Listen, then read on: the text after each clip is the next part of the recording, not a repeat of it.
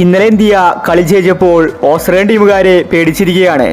കാരണം ഇന്ത്യക്ക് സെമിയിൽ കിട്ടുന്നത് ഓസീസിനെയാണ്. അവർക്ക് ഇന്ത്യക്കെതിരെ കളിക്കാൻ പേടിയാണ്.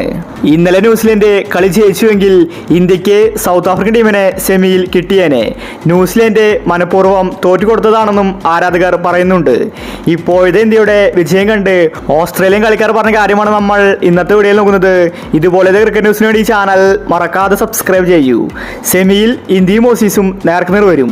ഇന്നലത്തെ ഇന്ത്യയുടെ വിജയം കണ്ട് ഓസ്ട്രേലിയ പറഞ്ഞത് ഇങ്ങനെയായിരുന്നു: ഒരിക്കൽ കൂടി ഇന്ത്യൻ ടീമിനെ നമുക്ക് തോൽപ്പിക്കണം. ഇന്ത്യയെ നമുക്ക് പേടിയില്ല. അവരെ നമ്മൾ ഈസി ആയിട്ട് തോൽപ്പിക്കും. നമ്മൾ ആരാണെന്ന് ഇന്ത്യൻ ടീമിനെ അറിയിക്കണം. ഇന്ത്യയെ തോൽപ്പിച്ച് വേണം നമുക്ക് ഫൈനലിലെത്താൻ. ഇന്ത്യ നമുക്കൊരു എതിരാളിയല്ല.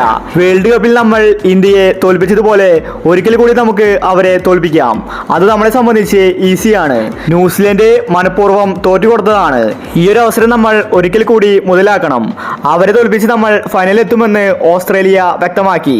ഓസീസിന് നമ്മളെ പേടിയില്ല. അവർ നമ്മളെ പുച്ഛിക്കുകയാണ് ചെയ്യുന്നത്.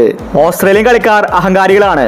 എന്നാൽ ഓസീസ് ഇതിഹാസങ്ങൾ പറയുന്നത് ഇന്ത്യൻ ടീം ഓസീസിനെ തോൽപ്പിക്കുമെന്നാണ്. പക്ഷേ ഓസ്ട്രേലിയൻ കളിക്കാർ പറയുന്നത് ഒരിക്കൽ കൂടി നമ്മളെ അവർ തോൽപ്പിക്കും. ഓസ്ട്രേലിയൻ കളിക്കാർക്ക് പുച്ഛമാണ്. കാരണം കഴിഞ്ഞ വേൾഡ് കപ്പിൽ ഓസ്ട്രേലിയ ഫൈനലിലാണ് ഇന്ത്യൻ ടീമിനെ തോൽപ്പിച്ചത്.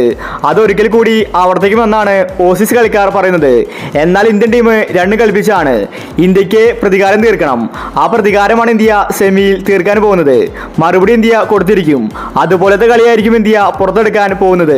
ദുബായിലെ പിച്ചിൽ ഇന്ത്യൻ ടീമിന്റെ സ്പിന്നിന് മുന്നിൽ ഓസ്ട്രേലിയക്ക് പിടിച്ചു നിൽക്കാൻ സാധിക്കില്ല. വരുൺ ചക്രവർത്തി മികച്ച ഫോമിലാണ്. അതുകൊണ്ട് ഉറപ്പായിട്ടും ഇന്ത്യ ഓസീസിനെ തോൽപ്പിച്ച് ഫൈനലിൽ എത്തുമെന്നത് ഷുവറാണ്. അപ്പോൾ നമുക്ക് സെമി ഫൈനലിന് വേണ്ടി കാത്തിരിക്കാം.